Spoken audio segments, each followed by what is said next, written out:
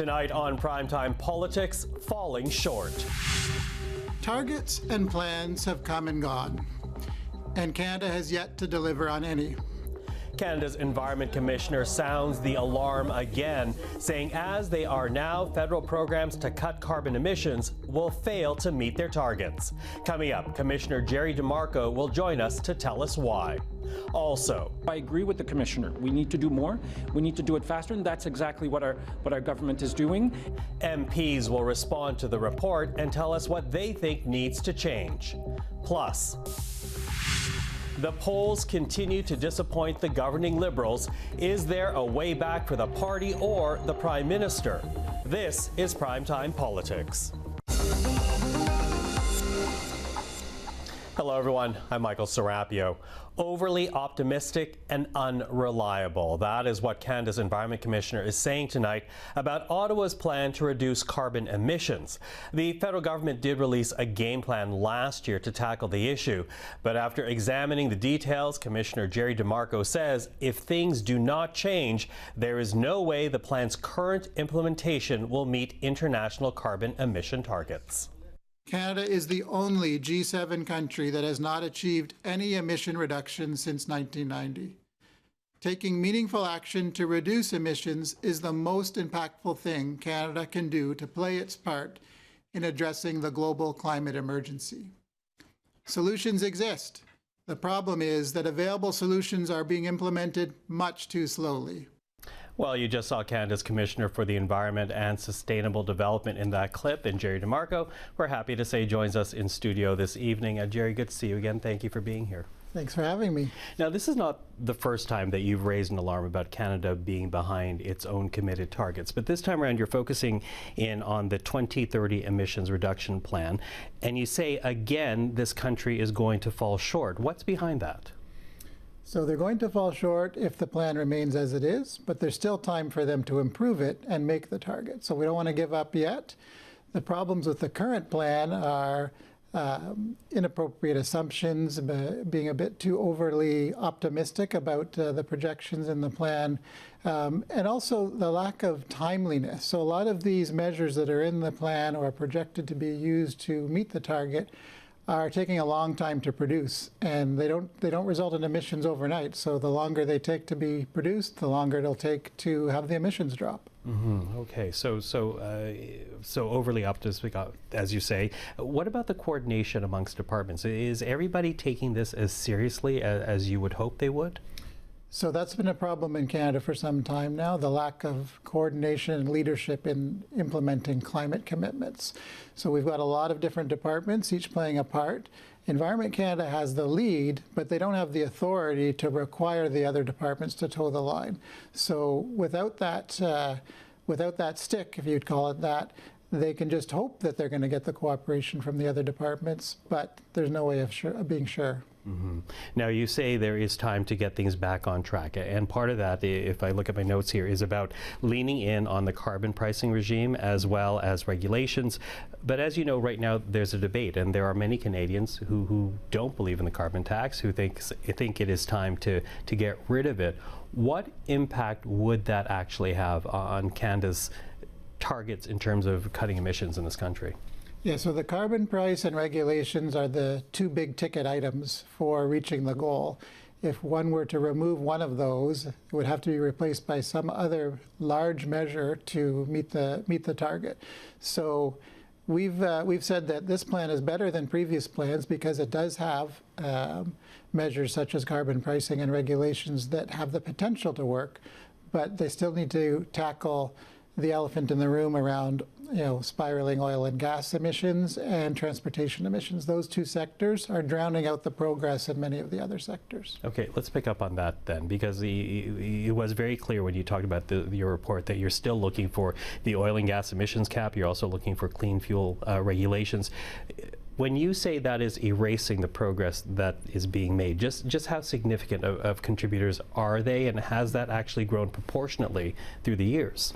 Yes, so the proportion of emissions in Canada that are attributable to those two sectors, oil and gas and transport, is half. So it's, even though we track 7 or 8 different sectors in Canada, half of the emissions are just from two, and those two sectors have been growing as a proportion over the years. They've been growing as a proportion and in terms of absolute emissions as well.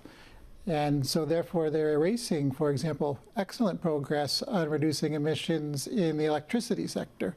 But the other two sectors are, as I said, drowning out that progress. Okay, so something we're going to have to track from the government. You know, you are also calling for greater transparency overall when it comes to this country's carbon regime. Talk to us about where transparency is, how it's lacking, and how being more open about things will actually help progress in this country. Yeah, so this plan is more transparent than previous plans that have failed to meet targets. So it's better than those, but it's not good enough in terms of transparency. For example, we wanted to look at their figure for reducing emissions in oil and gas, which they had in the report as 31%, but we didn't have access to the calculations and the modeling that would come up with that, and therefore we can't verify if it's realistic or not. So a big step in the right direction would be Canada becoming much more transparent in the figures behind the plan and whether they add up. Okay. You know, I'm going to play a bit of a devil's advocate, if you will, on this, because I appreciate what you're saying here, is that right now we have this commitment to reduce carbon emissions by 40 to 45% by 2030. But the government does point to some progress, because by their own calculations, they're looking at 34% below 2005 levels. Why is 34% so close to 40? Why is that not sufficient? So the target is a minimum of 40%, preferably up to 45%. 34% is what they're projecting so far from the measures in the plan. Is that good enough?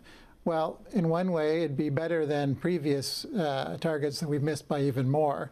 But I don't think we should be that unambitious. We should set a target and make it. It's not that difficult. Other G7 countries have diminished their emissions much more rapidly than Canada. Mm-hmm. Can you add some context to that when you say that Canada hasn't fared as well as other countries? Put that into context. Yes, so since 2005 to now, which is the baseline year that we're using under the current international framework, Canada has the lowest level of emissions reductions, but at least there's some reduction since 2005.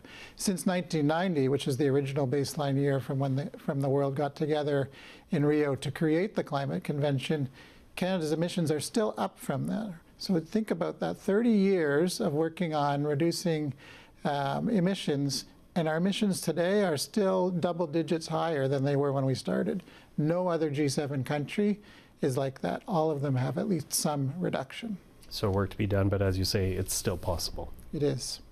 Jerry DeMarco, always appreciate it. Thank you. Thank you. Well, with their response to the Commissioner's report, we're now joined by Mark Gerretsen, the government's Deputy House Leader, Peter Julian, the NDP House Leader, and Mike Morrice, the Green MP for the riding of Kitchener Centre in Ontario. Hello to the three of you. Hello. Hi, good to be with you. Nice to have you here. And listen, before we begin, we do want to acknowledge that we did invite the Conservatives to be a part of the discussion this evening, but they did not have an MP available, so let's continue going forward. And I'll begin with you, Mark, because, you know, the Commissioner says not only will Canada fall short of its international commitment, but even the current numbers are based on overly optimistic assessments of the government programs. What do you say to that? Well, first of all, I mean, we accept the report from the Commissioner. The Commissioner has indicated that we're heading in the right direction, but we need to move faster, and we will obviously do that. One of the things that the report leaves out are the sectors that we're still bringing on board new programming for, such as the oil and gas sector, and our plan to put in emissions caps there. As the Minister indicated, the information and the framework for that will be forthcoming, and we should see that later this year. So I'm very confident that once we get key frameworks in place like that, we will absolutely meet those commitments that we've set out to achieve. And I think it's also really important to also reflect on the fact that, you know, the Commissioner keeps talking about we've fallen short for 30 years. And although that might be true, this government's been in place for 8 years now. And the reality of the situation is that we've had to play catch up on everything that Harper missed. So here we are playing catch up while also tackling our portion of this. And, you know, we're we're moving there. We have to do it. We have to move faster, and we accept and receive that information from the Commissioner. Okay, just quickly, Mark, some clarification. So we're going to see the emissions cap on oil and gas as well as clean fuel regs, in a matter of weeks? Because you say by the end of this year, and the parliamentary calendar is running down. The Minister said that the framework will be available by the end of this year. Okay. Peter, what do you make of it? Given the criticisms and the government's performance, what do you make of this report? Well, I think that's why we've been pushing so hard. I've been singing the NDP have been pushing for clean energy to ensure that we're making the investments that are so important. That's part of the bill, C-50, which is ensuring that workers can participate in that clean energy boom that can come with the right investments. We've been pushing on this. As you know, Conservatives who didn't show up for this panel have been trying to block this legislation. And that's the problem when you have one party in the House of Commons that's climate denying. But we will continue to push the government to act. It's not simply a question of paying lip service to the environment. We know with climate change, we know with the strength of the horrendous impacts we've seen in my province of British Columbia, the heat dome that killed 600 people, the atmospheric river that cut British Columbia off from the rest of the country. These are all examples of the reality of climate change. So the government has to actually walk the talk. And the NDP has been pushing hard so that the government does that. Mm-hmm. Mike, in your reaction, in particular since the Green Party is very much dedicated to this issue, what's your reaction to what you heard today? Well, at a time when the UN Secretary General tells us that the global climate fight will be won or lost in this decade on our watch, what are we seeing? We're the only country in the G7 whose emissions have continued to go up over 1990 levels. And so what this report lays out really clearly is that, first of all, not only is the target that our federal government has set insufficient, it doesn't meet the science. Well, on top of that, we're not on track to meet the target. On top of that, the assumptions, the Commissioner makes clear, the assumptions that go into us not being on track, those are actually overly ambitious. And all of this before we had a carve-out on carbon pricing last week. And so it's disappointing, but it's important information for Canadians to have in order for us to push for the government to do better, because this is, our kids deserve a safe climate future, and this information equips us to push for better. Okay, Mark, Mike is mentioning the carve-out for home oil heating right now, and the Commissioner did say that there's still a chance to meet Canada's targets, in particular by leaning into regulations and the carbon tax. But of course, there is now this big debate. So I'm going to ask all three of you, but I'll begin with you, Mark. Put this into context. Where do environmental concerns fit right now with the affordability concerns that Canadians are also very much expressing, given that there is also a push right now amongst some to kill the tax altogether? Well, first of all, I just want to pick up on a comment that Peter made earlier, which is the party that happens to be missing here. You're talking to the three parties here that want to talk to you about the how.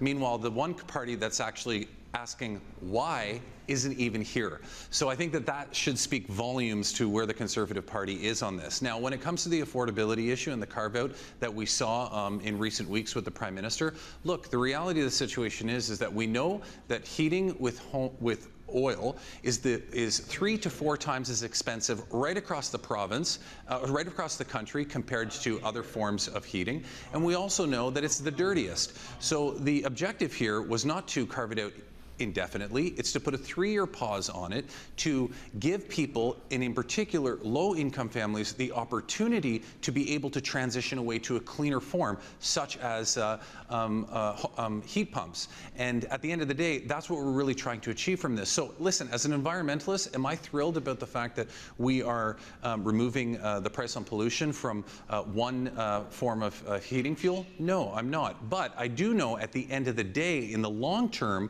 we will be better off because more people will have transitioned away from home heating fuel. Now, I will say that I have all due respect for my NDP colleagues, and we get along great, especially when it comes to issues like this. But I was extremely perplexed yesterday when the NDP chose to side with the Conservatives and try to extend those exemptions for even more sectors of home heating. So you got to ask yourself, if you're so committed from the NDP's perspective to getting to those targets, and you're willing to sit here and criticize the government, why on earth would you support even creating more opportunities to remove the price on pollution, which I think is not the right direction, but unfortunately the NDP chose to do that yesterday. Okay, well, luckily Peter Julian sitting beside you so he can respond. Peter, what do you say to that? Absolutely. Well, Mr. Gerretsen is not talking about the motion that we presented today. Jagmeet Singh just spoke in the House on this. What we have is a three-step plan to take the GST off of home heating. That is a way that benefits everybody across the country who's struggling to heat their homes. We are in an affordability crisis, and many families are having difficulty keeping food on the table, keeping a roof over their head, and heating their homes. And so taking the GST off helps everybody, including in my province of British Columbia, including in Quebec, where they don't have a federal price on carbon. Secondly, ensuring that heat pumps are actually rolled out. Taylor Bachrach, who's the MP from Skeena Bulkley Valley, mentioned today that the Greener Homes program has rolled out in 2 years a grand total of 438 heat pumps. Now, at that rate, to make sure all 10 million households are actually covered, it would take 55,000 years of Liberal government to actually make sure everybody gets a heat pump. That important part of the NDP's action plan is to ensure that heat pumps actually get to people. And thirdly, how do you pay for it? Well, we've seen the oil and gas sector with enormous profits, over $38 billion last year. And so having an excess profits tax to ensure that we're taking the money from these very profitable companies that aren't paying their fair share of taxes, ensuring that that pays for the heat pump program, which allows us to transition, both provide supports for families that are struggling with affordability and, more importantly, to really fight back against climate change. But you did vote to support the Conservative motion to take the carbon tax off of all home heating yesterday. Why that? Where does that fit affordability versus the green concerns? We thought that it was important to address the affordability issues, but as you recall, Michael, we tried to amend the Conservative motion so it actually covered British Columbia and Quebec, and the Conservatives refused. That's why our motion today is much more comprehensive, covers everything, and we're hoping that the Liberals and Mr. Gerretsen will be voting for this motion, which they should do if they're keeping to principle. It certainly does cover everything, because it also covers people that, quite frankly, don't need to have that GST removed from their home heating bills. People that live in extremely big houses that can afford to pay the GST. Under this plan, they would not have to pay the GST on home heating. Likewise, it doesn't help people who live in apartments who might have their heating included in their rent. This won't affect them at all. So I actually think that the motion that Mr. Julian is talking about from today was extremely ill thought out. But more importantly, I just want to address one other thing that he said, and that's on the heat pumps. He said he gave you a number about the number of heat pumps that are being rolled out. That's under just one program. That's just under one program. But if you look at the total number of people throughout the country that have installed heat pumps, it's in the tens of thousands. So it's important to reference the numbers across the entire country, not just one program. Okay, Mark, I got to move on because I do have to get Mike in before we're completely out of time. But to the original question, Mike, where does affordability fit up against a carbon tax right now, which some Canadians are very much concerned about? So we should be concerned about affordability, but we need to be honest with Canadians. Yes, the carbon tax went up 2 cents a litre last year. There are rebates that go with it, though. 80% of Canadians are better off financially as a result. Meanwhile, the profits of oil and gas companies last year went up 18 cents a litre. No rebates whatsoever. And so if we're going to talk about affordability, we need to be honest about the gouging that's being done by oil and gas companies across the country, and the fact that right now the federal government's doing nothing about it. And they have done it already with other sectors. We have a Canada Recovery Dividend already for banks and life insurance companies. I've put forward a motion. It's part of the NDP opposition motion today to say, let's just take that same measure, apply it to oil and gas. It's been studied by the PBO already. It would provide $4.2 billion that we could use to help make life more affordable for everyday folks. Okay, well, we'll talk about that debate tomorrow, but for now, thank you for responding to the Commissioner's report. Mark Gerretsen, Peter Julian, and Mike Morrice, have a great evening. Thank you. Thank you again. Well, time now for a look at the other stories making headlines on this Tuesday.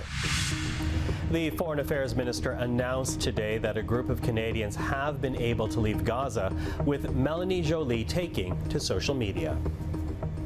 Looking forward to seeing all Canadians evacuated, and you can be sure and rest assured that this is our #1 priority. Global Affairs says at least 59 Canadians have crossed into Egypt through the Rafah border, and it expects a total of 80 Canadian citizens, permanent residents, and their eligible family members to be able to leave by day's end. Canadian officials are on the Egyptian side of the border helping evacuees reach Cairo safely, but the department warns the situation in the region is still fluid and unpredictable. Meanwhile, in Ottawa, representatives of humanitarian organizations, including Islamic Relief, Oxfam, and Save the Children, urged the federal government to call for an immediate ceasefire instead of a humanitarian pause. A pause will not end the suffering of civilians in Gaza, and it certainly will not ease the destruction and death that will surely follow once it is lifted. We need to see an immediate and permanent ceasefire now. We cannot afford to wait any longer. A new Angus Reid Institute poll does say that 2/3 of Canadians believe an immediate ceasefire should be called. Also today, the federal government says it will transform 6 federal properties to build 2,800 new homes across the country. In response to unprecedented housing needs throughout the country, many of these buildings can be transformed into safe, accessible, and affordable homes. This is therefore just the beginning, as we need to step up the pace to ensure that more Canadians have a safe and affordable place to call home. Now, that was the Procurement Minister, Jean-Yves Duclos, with the announcement. The minister saying the housing projects will be undertaken in Calgary, Edmonton, Ottawa, and St. John's by March of 2024. Canada Lands Company, the federal crown corporation that transforms former government properties, will be leading the initiative, with the minister saying the company believes this program will enable the creation of more than 26,000 units on its properties, this over the next 5 years, with the minister also saying 20% of the units will be set aside for affordable housing. And the Quebec government says it will do more to help people struggling with the rising cost of living. The provincial finance minister, Éric Girard, tabling his economic update today, and says slow economic growth is making it harder for people to pay for necessities like food and housing. We're at the center of the difficulties. Inflation has come down, but is still high. Interest rate went from 0 to 5%. We have 2 wars. It's very difficult right now. The fourth quarter of 2003, the first quarter of 2024. This is going to be a difficult 6-month period. So in response, the Quebec government will boost some benefits like the family allowance by nearly 6% starting in the new year. It is also investing $1.8 billion over 5 years to build 8,000 affordable housing units, and in addition, $21 million will be set aside in emergency funding this year for food banks.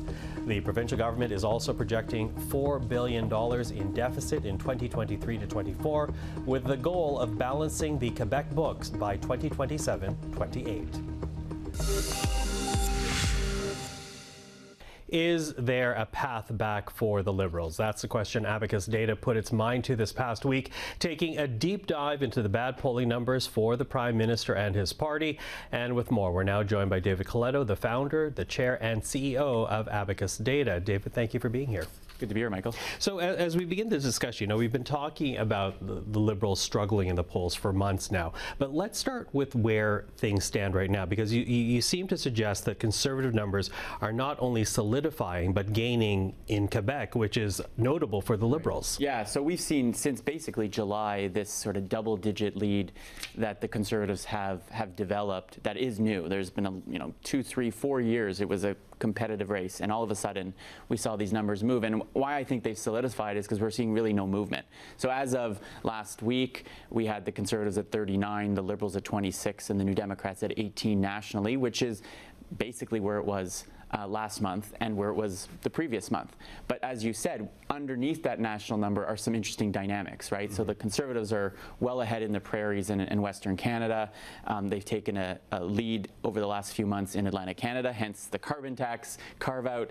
But noteworthy is what's happening in Quebec, perhaps. And we're seeing for the first time in our tracking, in a really, I don't even think we can find a moment where this happened, where numerically the Conservatives are ahead of the Liberals in Quebec, which we'll see whether this becomes a trend, but signifies that even in Quebec, a place that the Liberals thought they were strong, they could be falling back. Which, of course, is what Conservatives wanted, which is why Pierre Poilievre begins every day in French, and also which is why Quebec City was chosen for the Conservative National Convention. But, you know, how much of this has to do with the Prime Minister? Because it seems that when you talk about Liberal numbers, there's no way of breaking that up with the dissatisfaction Canadians are feeling with Justin Trudeau. How are his numbers right now in comparison to the other federal leaders? Yeah, so we've seen for quite a number of time, length of time, that the Liberal leaders' numbers, Mr. Trudeau's numbers, have gotten worse, to the point now where more than half of Canadians say they have a negative impression of him, 53%, and only about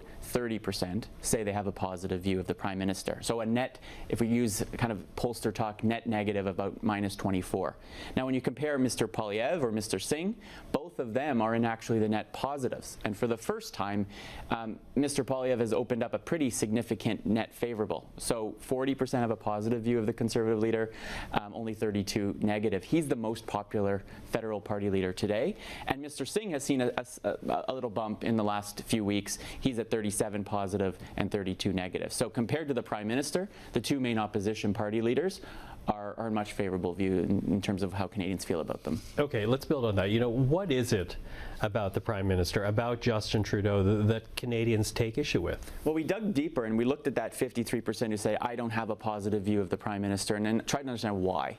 And for most people, it's because they're tired of the Prime Minister. It's not necessarily they think they don't like him as a person or they hate him. There's not deep hatred. But for many, they're tired, but the vast majority, 90+%, are saying, I don't think he's got a clear vision for the country.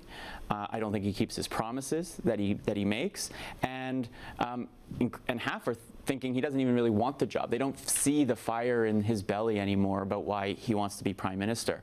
So I think a lot of it is fatigue, but underneath that, I think there's still a sense they don't know why the Prime Minister wants to continue to be Prime Minister.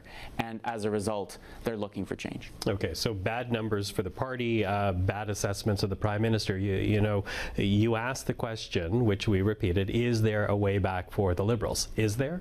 There is. I wouldn't shut the door on a comeback. It's probably the hardest comeback they'll have to make since they were elected in 2015. But we asked people, if the following outcomes happened, would it make you more or less likely to vote Liberal? If the Prime Minister resigned, 1 in 3 of those who say they're not voting Liberal today say, hey, I might be more likely to vote Liberal if there's a new leader. What about if the economy improves or interest rates drop? There we're seeing similar numbers, about 1 in 3 of those non-supporters now saying, I might be open to it. And then there's, what about Mr. Poilievre? And what we learned there is, if it became clear that he was going to be Prime Minister, there's a sizable number of past Liberal, even current New Democrat supporters who say, well, maybe I might vote Liberal. Or what if the prospect of him winning actually makes you uncomfortable? It has a big draw for the Liberals. So what that points to is there's no clear, easy silver bullet that's going to solve their problems, but some combination of a new leader, improved economic situation, and perhaps people feeling less comfortable with Pierre Poilievre creates the conditions for which the Liberals can come back.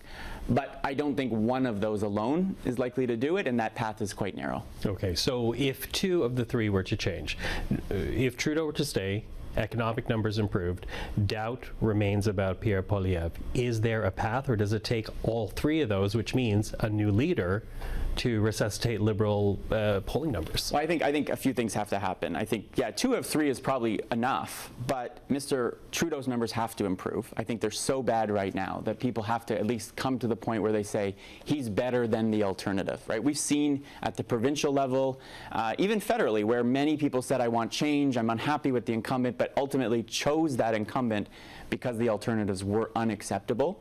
That requires the Liberals, and you're seeing the New Democrats do it too, try to bring Mr. Poilievre down. He cannot be the most popular federal party leader if the Liberals are going to have a chance at winning the next election.